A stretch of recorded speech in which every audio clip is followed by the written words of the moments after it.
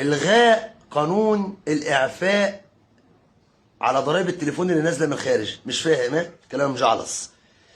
من فتره كانوا نزلوا ان اي حد هيجيب تليفون غير تليفونه هيدفع ضرائب في المطار، يسجل التليفون بجوازه ويعملوا ويدفع ضرائب عليه. بعدين لغوها.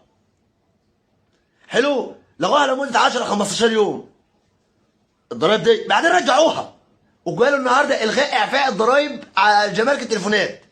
اصل انت لما تحسبها معايا كده انت قدامك حلين مالهمش تالت، دي بلهجه عبد الملك زرزور. هو انت لغيت الضرايب ديت لمده 10 ايام، واحد علشان كان في واحد عظمه تجيله جايب صفقه تليفونات، اتنين لقيت القانون ان انت تاخد ضرايب من المغترب على التليفونات الجديده بتاعته تعسف في حقه وضغط على كرامه اللي خلفه، تلاته انت كنت حاسس ان القرار غلط فرجعته.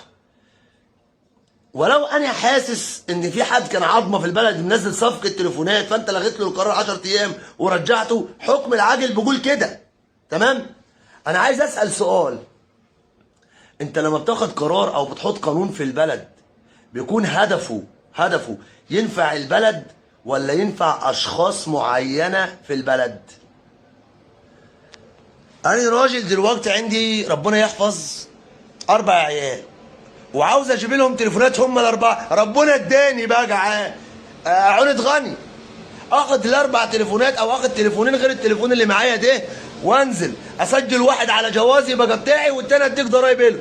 طب انا لو انا بقى عيل ابن فشيخه وغني خالص ورحت خدت 2 ايفون، ليه اديك 100,000 جنيه الواحد عليهم ب50؟ هو انت اللي شاريه؟ لا. طب انت اللي متغرب واشتريته؟